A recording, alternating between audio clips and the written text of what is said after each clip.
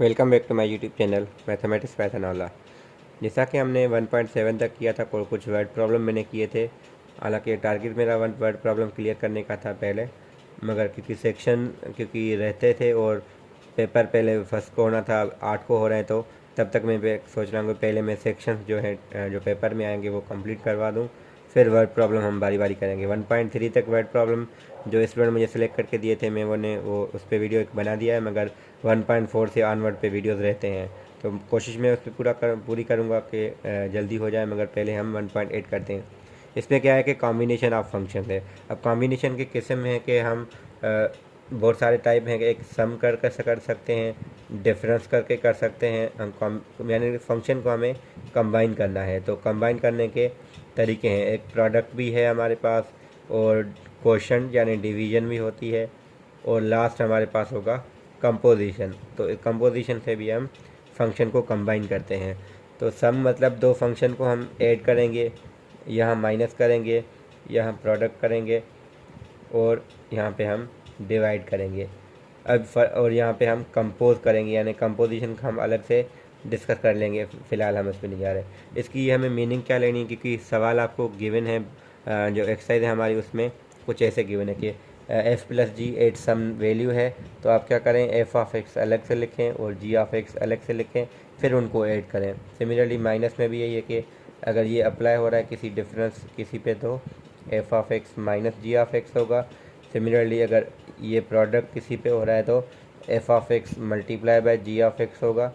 और अगर डिवीज़न है किसी पे अप्लाई हो रही, तो यानी हम इनपुट अप्लाई करेंगे तो वो न्यूमरेटर पे अलग से होगा, डिनोमिनेटर अलग से, मगर कंडीशन प्रोवाइड ये होगी कि जी ऑफ एक्स आपका ज़ीरो ना हो कहीं पे, क्योंकि वो आपकी कंडीशन को क्या करते हैं कि एवेल्यूट कर लेगा, यानी वायलेट कर लेगा, सॉरी एवेल्यूट नहीं वायलेट कर देगा, क्योंकि हम हमेशा रेशनल में डिफाइन करते हैं कि रेशनल फंक्शन वो यहाँ डिनोमिनेटर ज़ीरो ना हो।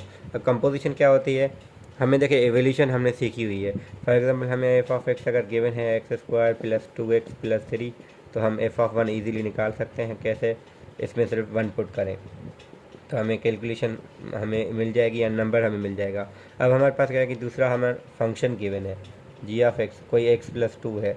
अब यहाँ पे हम नंबर पुट करते थे, अब पूरे का पूरा फंक्शन पुट करेंगे, यानी एक्स की जगह यहाँ क्या होगा, जी का स्क्वायर भी होगा, जी के साथ 2 मल्टीप्लाई भी होगा, और 3। अब यहाँ पे आप जी ये रख लेंगे, सब्स्टिट्यूट कर लेंगे, आपका कंपोजिशन आपकी हो जाएगी। तो कंपोजिशन वो जस्ट यही है कि आपकी फंक्शन के अंदर पहले हम नंबर पुट करते थे, अब फंक्शन के अंदर फंक्शन पुट होगा। और ये कंडीशन पता होनी चाहिए कि जब भी हम कंपोज करेंगे हमेशा ये बराबर नहीं होगी कंपोजिशन। अच्छा, इसको हम ऐसे भी लिखते हैं एफ ओ जी, मतलब कंपोजिशन के लिए ये सिंबल होती है।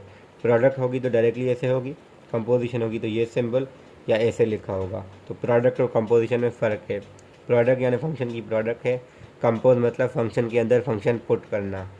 तो कंपोजिशन कभी कभी बराबर हो सकती है कुछ फंक्शन के लिए, मगर जनरल नहीं होती। फिर आगे हमारे पास है कि फंक्शन की हम क्या करें कि हम इसमें डोमेन फाइंड करें कंपोजिट फंक्शन की, वो थोड़ी इम्पोर्टेंट भी है। फंक्शन देखें होता क्या, अगर मैं फंक्शन लूँ F from B to C, और जी लेता हूँ function from A to B. फ़िलहाल मैं अगर ए टू बी और कुछ और लेता हूँ, क्योंकि जब मैं एफ़ कंपोजिशन जी करना चाहूँ तो मुझे इसका इनपुट चाहिए, यानी एफ़ के लिए ये इनपुट है, मगर इसका खुद का इनपुट क्या है, ए है। तो जी ऑफ ए अगर ए इनपुट लेगा तो मुझे आउटपुट ये देगा। तो इसकी रेंज, तो इसकी डोमेन होनी चाहिए, यहाँ पे है, तो इस वजह से हम एफ़ जी निकाल सकते हैं। मगर जी एफ़ के लिए क्या मसला है कि हम ये नहीं निकाल सकते। क्यों नहीं निकाल सकते हैं, जो एफ़ हमारा इनपुट लेगा बी, हमें आउटपुट तो सी देगा, मगर इसका इनपुट जो डोमेन है उसकी ए है, यानी इसकी जो डोमेन है वो क्या है, वो बी है। इसकी रेंज क्या है, सी है। अब इसकी रेंज इसकी डोमेन होनी चाहिए थी, मगर यहाँ पे कुछ और है, तो इस वजह से हम नहीं निकाल सकते हैं। तो होता क्या है कि अगर कंपोजिशन हम देखी जाए तो कुछ यूँ होता है कि हम एक अप्लाई करते हैं फंक्शन, पहले एक्स पे अप्लाई होगा जी, तो हमें जी ऑफ एक्स मिलेगा। फिर हम क्या करते हैं, एफ में जी ऑफ एक्स अप्लाई करेंगे तो हमें ये कंपोजिशन मिलेगी, यानी एक फिगर बुक में बनी हुई है मगर निकाल सकते थे। तो हमें पहले इसकी डोमेन निकालनी पड़ेगी। इसकी जो डोमेन आएगी, फॉर एग्जांपल कोई फंक्शन जी ऑफ एक्स आपका यूँ है, रेडिकल एक्स स्क्वायर माइनस 3 है, तो इसके लिए जो डोमेन है, या इसको मैं चेंज करके 9 माइनस एक्स स्क्वायर करता हूँ। अब इसकी डोमेन जो है -3 से लेके 3 तक है।